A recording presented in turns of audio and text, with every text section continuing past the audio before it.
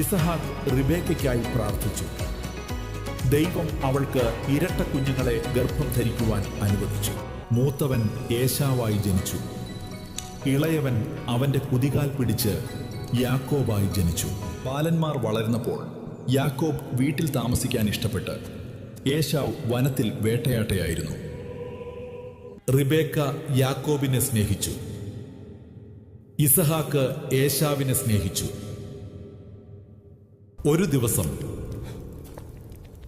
വേട്ട കഴിഞ്ഞ് മടങ്ങിയ ഏശാവ് വളരെ വിശപ്പുള്ളവനായിരുന്നു.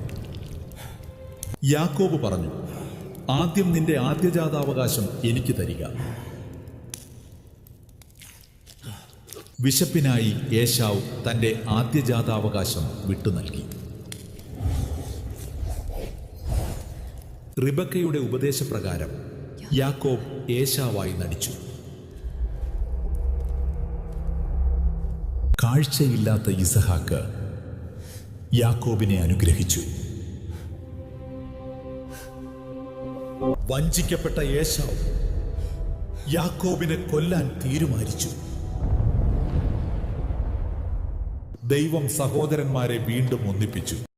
ശരീരത്തിൻ്റെ അല്പനേരത്തേക്കുള്ള വിശപ്പിൻ്റെ പിറകെ പോയി ഏസാവിനെ പോലെ ദൈവാനുഗ്രഹങ്ങൾ നാമും നഷ്ടപ്പെടുത്തരുത്.